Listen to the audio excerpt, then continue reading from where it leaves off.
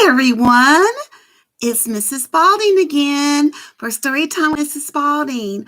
I am so sorry. My computer is just not up to date with Facebook's newest technology. So I can't go live with you guys anymore. So here I am on YouTube, and I'm going to send the video to you. So I hope that you guys are doing well. How are you? What you been up to? I know you're weathering the storm with this pandemic still. I know I haven't seen you guys in a while. So have you been still playing basketball and football and hanging out with your brothers and sisters, using social distancing when you're walking around the neighborhood? I surely hope so. Well, I am going to dive right in to the book I'm going to read today. Of course, y'all know I can't see well, so let me put my glasses on. Voila! I see you. You're looking great. Okay, so the book I'm going to read for you today is Babushka, Baba Yaga. Oh, Baba Yaga, Baba Yaga. If I'm saying that wrong, Patricia Polacco, please let me know. Okay, but it's by Patricia Polacco. She's one of my favorite authors. I've always liked her books. And so anyway, Babushka, Baba Yaga. Baba Yaga. That's how I say it. I could be wrong. Okay. So, and guys, look, this one is signed by Patricia Polacco. I actually purchased this book for Malia when she was younger. So here we go. I'm going to put it like this so you guys can see the artwork. She was the last of her kind, a creature of legends, a being of the forest. She ruled her woods alone. She ate alone and slept alone. Her loneliness made her more bitter by the stories that were told of her, stories of the terrible, horrible Baba Yaga. And so she watched sadly from afar as the people of the nearby village celebrated the seasons of their lives together, kept holidays together, and rejoiced at weddings. Most of all, they pleasured in the birth of their young. How her arms ached just to hold a little one, if only for a moment. How she longed to have a young one of her own. But she was old now and knew that it would never be. Many mornings, the Babushkas bustled by her forest with their grandchildren. So Babushka is a way of saying grandmother, and I believe that's in Russian. You see the people with their grandchildren, and poor Baba Yaga is all alone.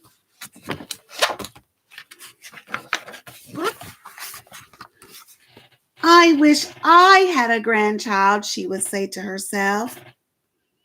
Then one day, as she came close to the dacha of one of the babushkas, she saw some of her clothes drying on the clothesline. I shall borrow these, thought Baba Yaga. I will be a babushka instead of a Baba Yaga.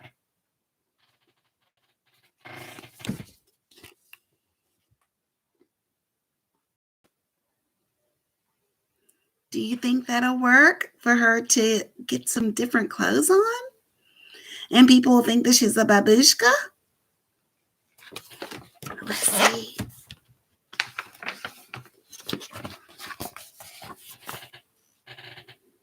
She looked at the reflection of herself in the stream. I shall have to scrub the forest off from my skin, cut my nails, comb my hair. But my ears, she said with a sigh. What will I do about my ears? Then she remembered that babushkas always wore scarves.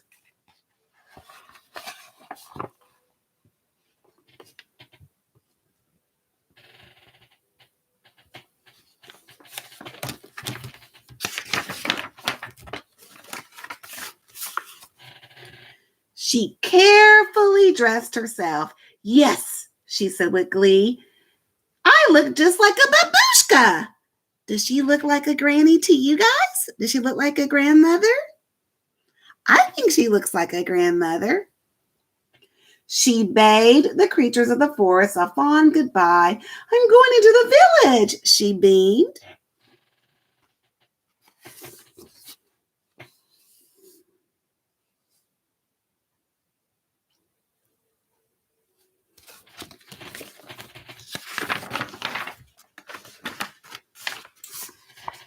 As she entered the village, she was warmly greeted by the other babushkas sitting under the shade of the tree in the center of the square.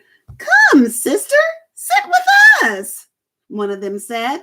Baba Yaga smiled inside. No one recognized her.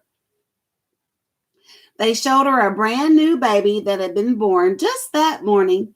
This is my new grandchild, one proud babushka chirped. And this is my Masha. Isn't she dear? One after another, the babushkas shared their babies with her. Just then, Natasha and her little son Victor passed by them. One of the babushkas whispered, too bad that little one has no babushka to care for him while his mother works. As they went on admiring the other babies, Baba Yaga walked right after Natasha and Victor. She followed them down the road and into their little house. Why do you think she's following them? Why do you think Baba Yaga is following Natasha and Victor? What do you think? I think you're right. Maybe she wants to go and be friendly and meet them and offer to maybe take care of young Victor. Let's see.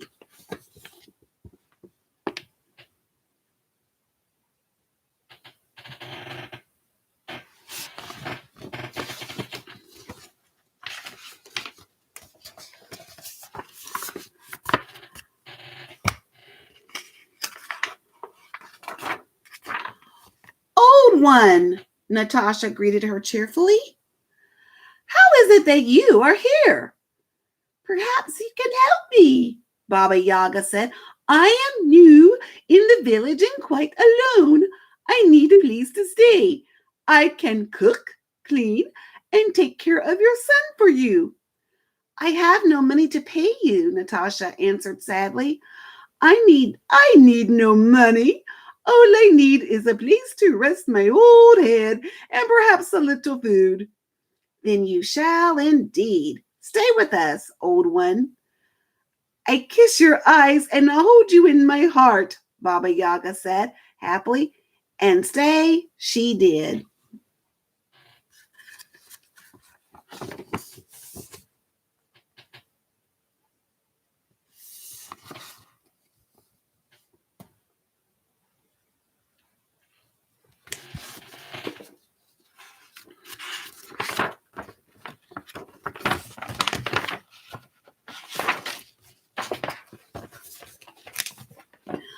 Oh, how happy she was. When Natasha went to work in the mornings, she and Victor cleaned the little house together. When all of the tasks were done, Baba Yaga took Victor to the edge of the woods. This was her favorite part of the day. Look, so what are they doing right there? What chore are they doing? You might do that sometimes to help your mom or dad. It looks like they're folding a sheet or a quilt.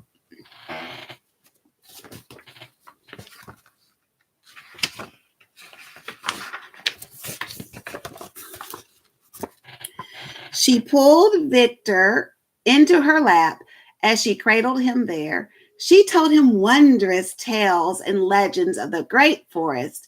She sang him songs that he had never heard before.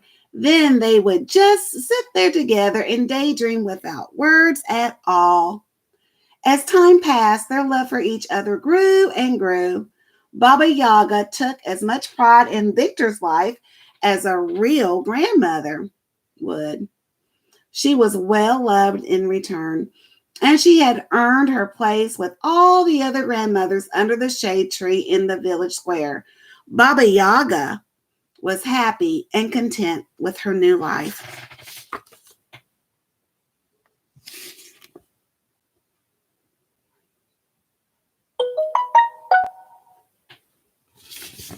Do any of you have a Baba Yaga? Like a play grandmother that's not your real grandmother, but a play one? My Malia does, my daughter. She actually had two play grannies.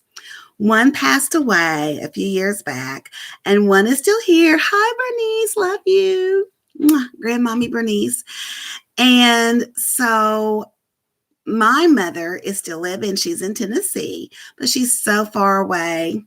And so, I'm just glad that my little one, now that's at 17, has play granny that's here to love her and to give her that special time. It's like Baba Yaga.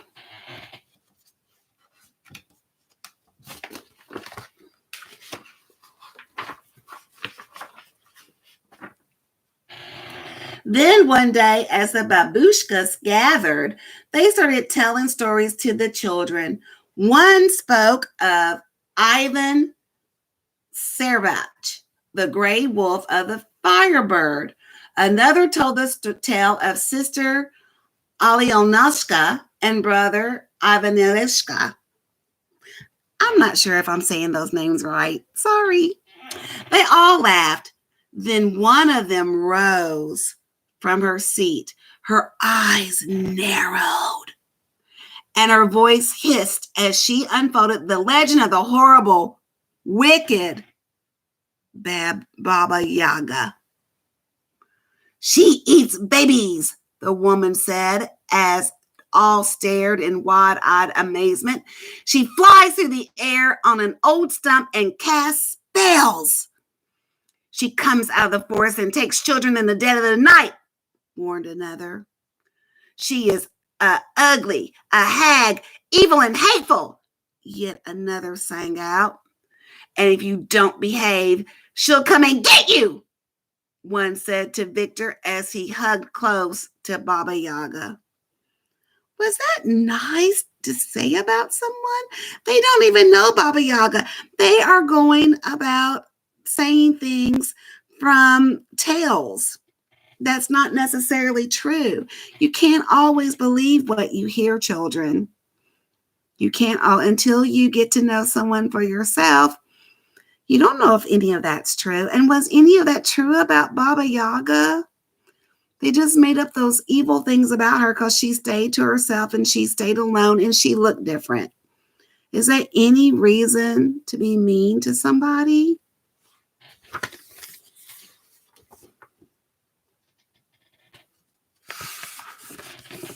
Small minds talk about people. Look at Baba Yaga. How do you think that whole thing, that whole storytelling is making her feel? I think so too. I think that's probably made her very sad.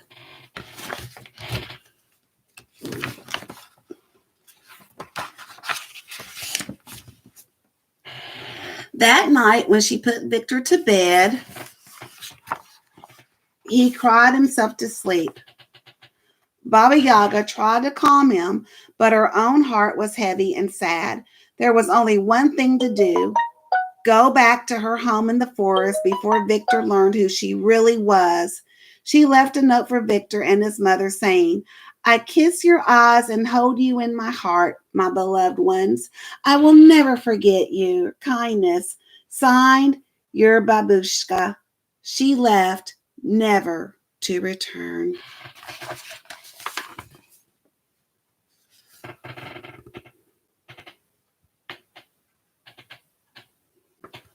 Now, was he crying because of her? Was he crying because of the scary story that woman told?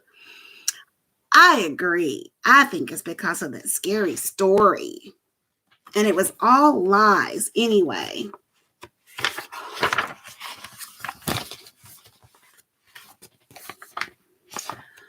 For a long time, Victor went to the edge of the forest almost every day. It helped him to remember his babushka, whom he missed so. Then one day, as he sat, he saw yellow, evil eyes peering out at him from the deep blackness of the forest. When he could make out the shapes that went with the evil burning eyes, he saw that the eyes belonged to a pack of wolves. Oh no! He screamed for help, but he was soon surrounded by them. The villagers came running, but the wolves snapped at them and snarled when the villagers tried to get close to Victor. Oh, please, his mother cried. Someone help my baby!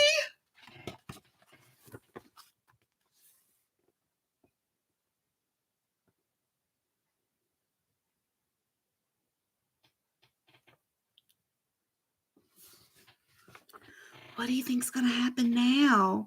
Do you think someone will come and help her? Oh, I hope so. Help him, help Victor. Let's see.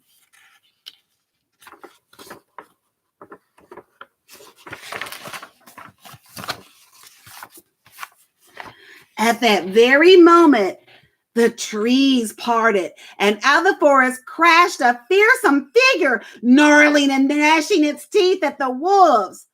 The Baba Yaga! The crowd screamed. The creature eyed them menacingly as it sprang like a cat at the savage wolves. The wolves scattered and ran. Then the creature moved closer to the child, who was howling with fright.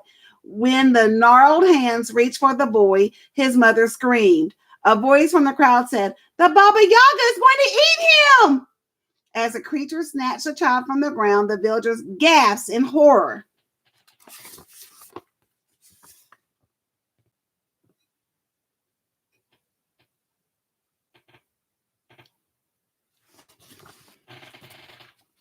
Now, is she going to eat him? Y'all know better, don't you?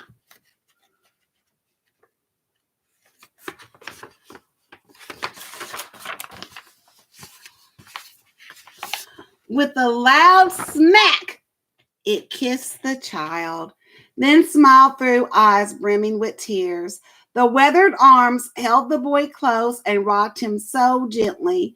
Although she didn't look the same, Victor knew that warm hug well. "Babushka!" Victor cried, and he hugged her back.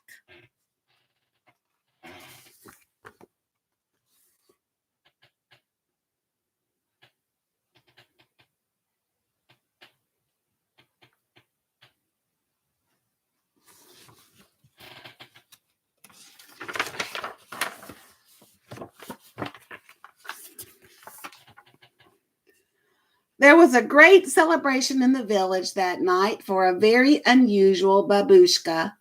There were flowers given, bread and salt offered, songs sung, and dances danced. One of the babushkas moved close to her and took Baby Yoga's hands and called out, "Those who judge one another on what they hear or see, and not on what they know of them in their hearts, are fools indeed." "Hear, hear," the mayor sang out as everyone cheered.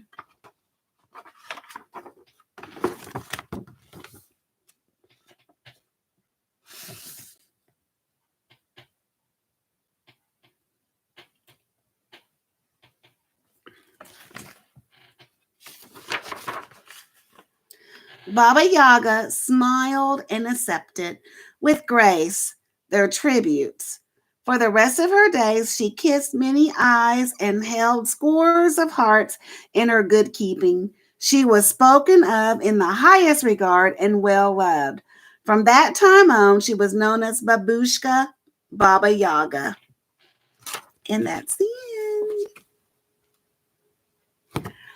I hope that after hearing Babushka Baby Yaga, you will not judge a person based on how they look, that you will judge a person based on their heart. Okay, because Baba Yaga was different. She lived in the forest. She lived up by herself.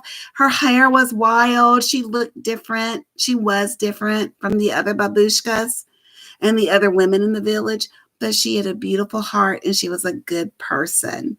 So don't miss out on knowing and loving and caring for someone because they don't look like you. Okay?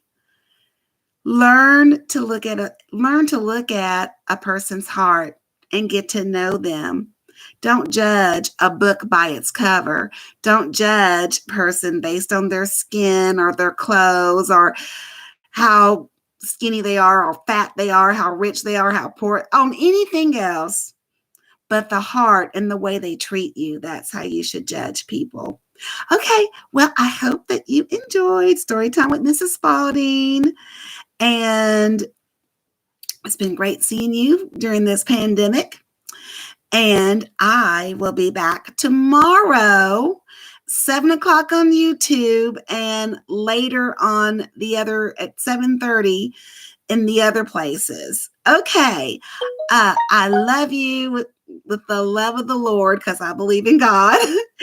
And if you don't, that's okay. But I love you and I hope that you're doing well with this pandemic.